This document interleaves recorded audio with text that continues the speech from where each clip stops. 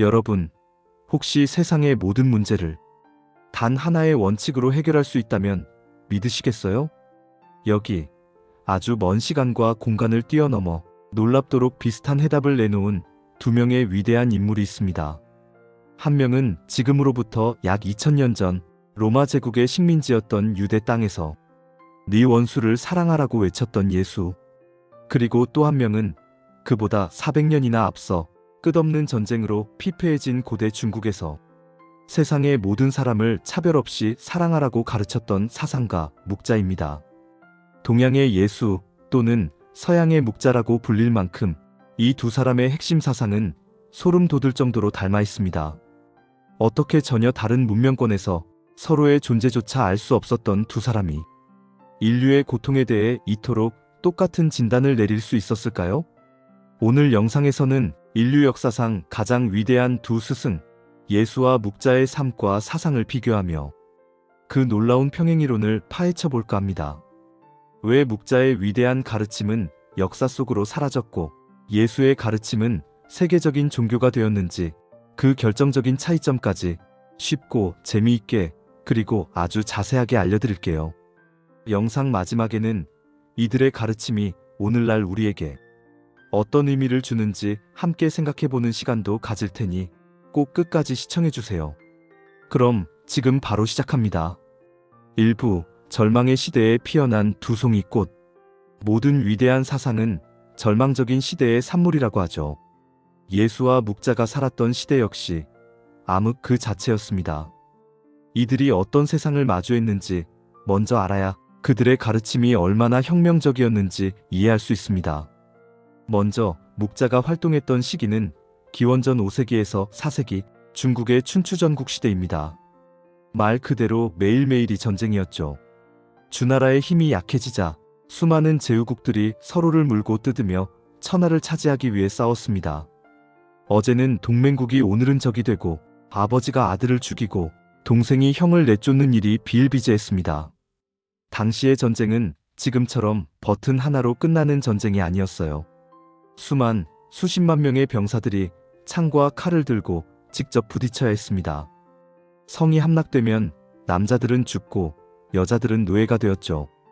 농사를 지어야 할 젊은이들은 모두 전쟁터로 끌려갔고 들판은 황무지가 되고 굶주림과 질병이 세상을 뒤덮었습니다. 사람들은 대체 세상이 왜 이 모양일까? 이 고통은 언제쯤 끝날까? 라며 절규했습니다.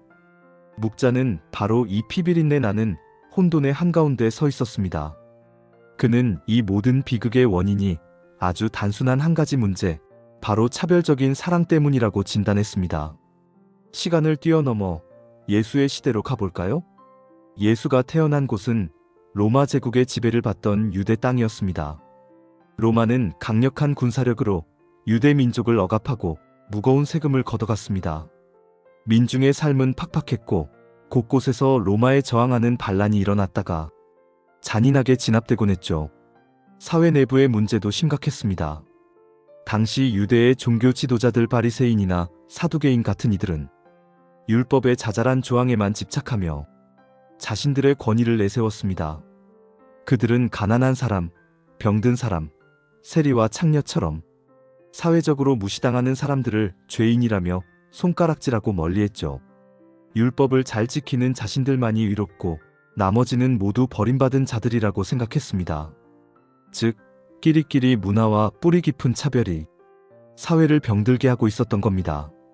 예수는 바로 이 위선과 차별이 가득한 세상의 중심에서 모든 문제의 근원은 사랑의 부재, 즉 하나님과 이웃을 진정으로 사랑하지 않는 마음이라고 보았습니다. 놀랍지 않나요? 시대와 장소는 달랐지만 두 사람은 모두 세상의 고통이 나와 남을 가르는 이기적인 마음에서 비롯된다고 정확히 꿰뚫어 본 것입니다. 2부 세상을 구원할 단 하나의 길, 사랑. 절망적인 세상에 대한 두 거인의 진단은 같았습니다. 그렇다면 그들이 내놓은 해법은 무엇이었을까요? 놀랍게도 그 해법 역시 사랑이라는 한 단어로 요약됩니다. 하지만 그 사랑의 내용은 조금 결이 다릅니다. 먼저 묵자의 사랑을 살펴볼까요? 묵자는 겸해를 주장했습니다. 겸은 아우르다라는 뜻으로 겸해는 곧 차별 없는 사랑을 의미합니다. 내 가족, 내 나라만 사랑하는 것이 아니라 남의 가족도 내 가족처럼, 남의 나라도 내 나라처럼 똑같이 사랑해야 한다는 것이죠. 이게 무슨 뜻이냐면 예를 들어 볼게요. 어떤 사람이 길을 가다가 굶주린 두 사람을 만났습니다. 한 명은 내 친동생이고 다른 한 명은 전혀 모르는 사람입니다. 내게는 빵이 하나뿐이라면 대부분의 사람들은 당연히 동생에게 빵을 줄 겁니다. 이게 바로 묵자가 비판했던 별의, 즉 차별적인 사랑입니다. 묵자는 바로 이 별의 때문에 세상에 모든 문제가 생긴다고 봤습니다.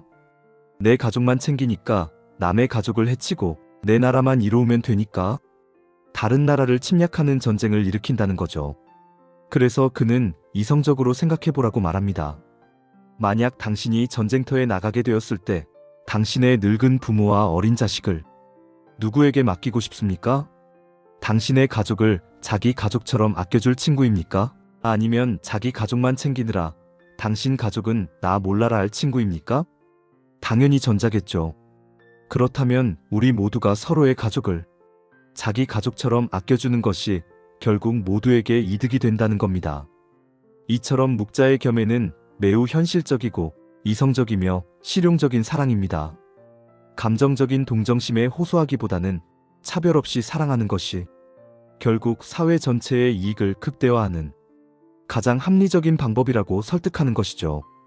그는 이 겸해가 실현되면 강한 자가 약한 자를 억누르지 않고 부자가 가난한 자를 무시하지 않으며 나라들이 서로를 침략하지 않는 평화로운 세상이 올 것이라고 믿었습니다. 이제 예수의 사랑으로 넘어가 볼까요? 예수의 사랑은 아가페로 요약됩니다. 아가페는 신적인 사랑, 즉 조건 없고 무한하며 자기를 희생하는 사랑을 의미합니다. 예수의 가르침의 핵심은 두 가지 계명으로 나타납니다. 네 마음을 다하고 목숨을 다하고 뜻을 다하여 주 너의 하나님을 사랑하라. 그리고 내 이웃을 내 자신과 같이 사랑하라. 여기서 말하는 이웃은 단순히 옆집 사람을 의미하는 게 아닙니다. 예수는 선한 사마리아인의 비유를 통해 진짜 이웃이 누구인지 알려줍니다. 강도를 만나 길에 쓰러져 죽어가는 사람을 당시 존경받던 제사장이나 레위인은 그냥 지나쳤지만 유대인들에게 멸시받던 사마리아인은 그를 정성껏 돌봐주었죠. 예수는 누가 진정한 이웃이냐고 물으며 인종이나 종교 신분을 떠나 도움이 필요한 모든 사람이 바로 우리의 이웃이라고 가르칩니다. 더 나아가 예수는 네 원수를 사랑하며 너희를 박해하는 자를 위하여 기도하라고 말합니다. 이는 묵자의 겸해보다 한 걸음 더 나아간 인간의 본성을 거스르는 급진적인 요구입니다. 나를 해치려는 사람까지도 사랑하라는 것이죠. 예수의 아가페 사랑은 묵자처럼 사회적 이익을 계산하는 합리적인 사랑이 아닙니다.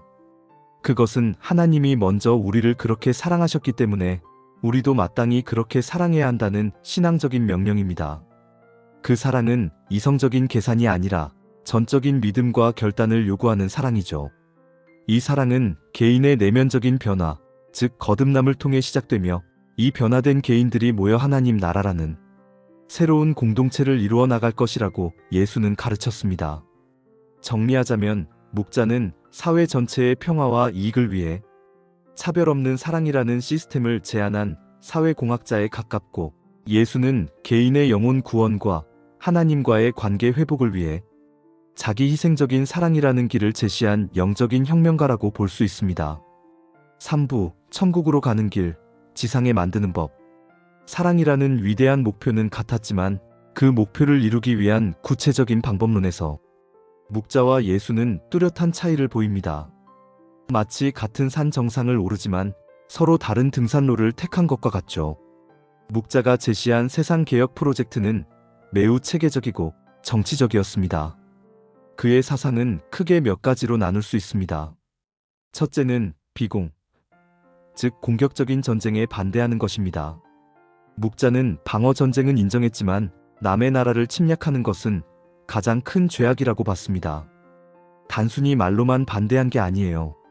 묵자와 그의 제자 집단인 묵가는 당대 최고의 공성, 수성 기술을 가진 전문가들이었습니다.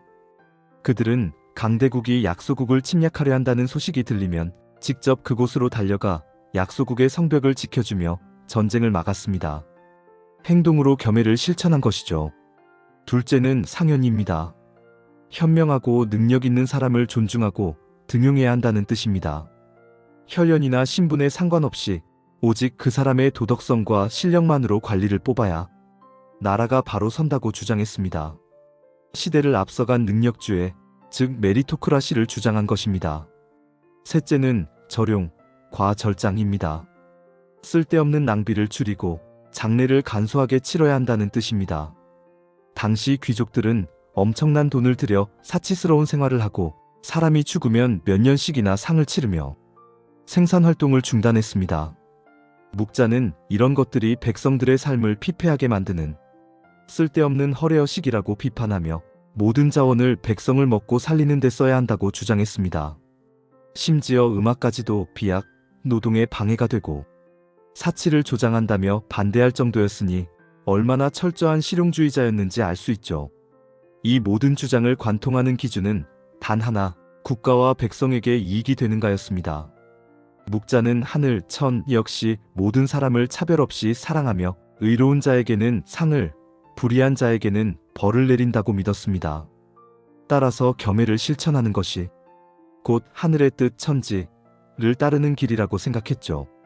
반면 예수가 제시한 길은 훨씬 개인적이고 영적이었습니다. 예수는 정치제도나 사회 시스템을 바꾸려 하지 않았습니다.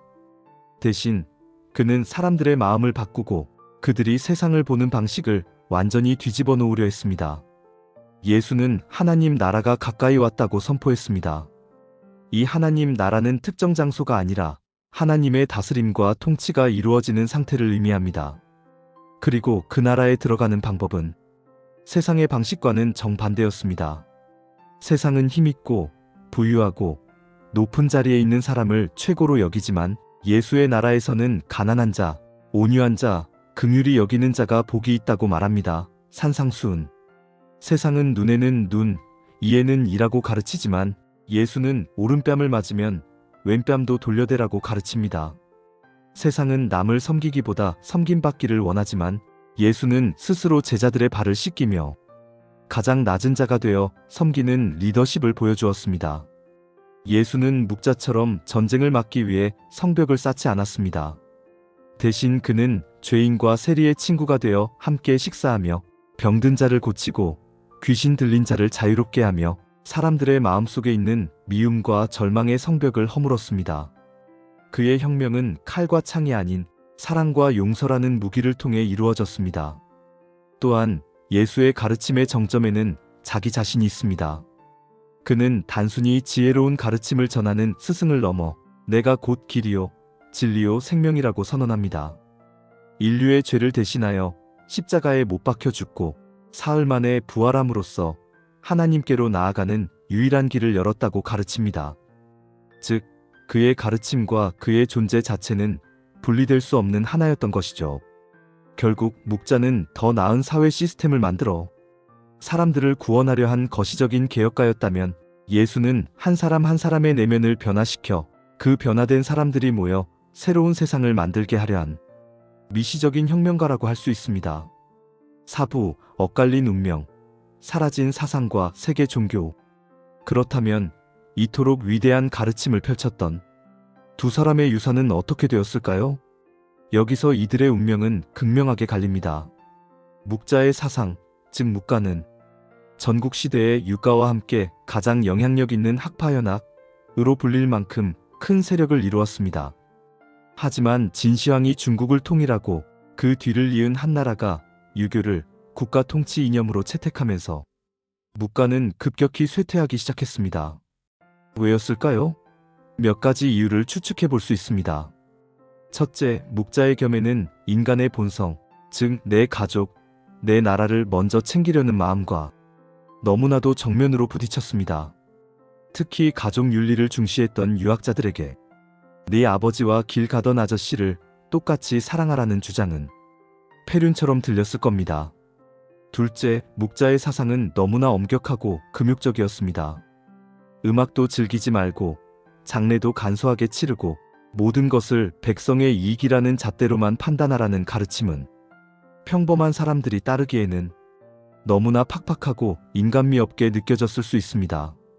셋째, 묵가의 사상은 강력한 중앙집권 국가를 원했던 황제들의 입맛에 맞지 않았습니다. 황제는 충성스러운 신하와 백성을 원하는데 묵가는 하늘의 뜻을 거스르는 왕에게는 저항할 수도 있다고 가르쳤고 심지어 직접 군사력까지 갖춘 집단이었으니 통치자 입장에서는 부담스러웠을 겁니다. 결국 묵가의 위대한 사상은 역사책의 한 페이지로만 남게 되었습니다. 반면 예수의 가르침은 어떻게 세계적인 종교가 될 수 있었을까요? 예수 자신은 비참하게 십자가에서 처형당했고 그의 제자들 역시 초기에 수많은 박해를 받았습니다. 하지만 기독교는 로마 제국의 핍박 속에서도 놀라운 속도로 퍼져나갔고 결국 로마의 국교가 되기까지 합니다. 그 원동력은 무엇이었을까요? 첫째, 예수의 사랑. 아가페는 묵자의 겸해와 달리 개인적이고 관계적인 차원에서 사람들의 마음을 움직였습니다. 하나님이 당신을 이처럼 사랑하신다는 메시지는 신분이나 재산에 상관없이 모든 개인에게 깊은 위로와 존재의 의미를 부여해 주었습니다. 둘째, 부활 신앙이 결정적이었습니다. 예수가 죽음으로 끝난 것이 아니라 죽음을 이기고 부활했다는 믿음은 제자들에게 죽음을 두려워하지 않는 용기를 주었고 이들에게 영원한 생명에 대한 소망을 심어주었습니다. 이는 사람들에게 현세의 고통을 넘어선 궁극적인 희망을 제시했습니다. 셋째, 교회라는 공동체의 힘이었습니다.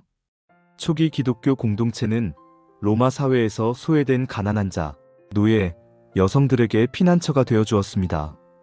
그들은 서로의 재산을 나누고 함께 식사하며 세상이 줄 수 없는 소속감과 따뜻한 사랑을 나누는 새로운 가족이 되어 주었죠.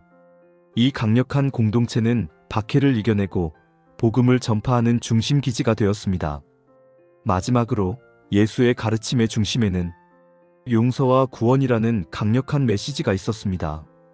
인간은 스스로의 힘으로는 죄의 문제에서 벗어날 수 없지만 예수를 믿음으로써 모든 죄를 용서받고 구원을 얻는다는 메시지는 절망에 빠진 사람들에게 강력한 복음, 즉 기쁜 소식이 되었습니다. 묵자의 사상이 사라진 것은 그것이 틀렸기 때문이 아닙니다.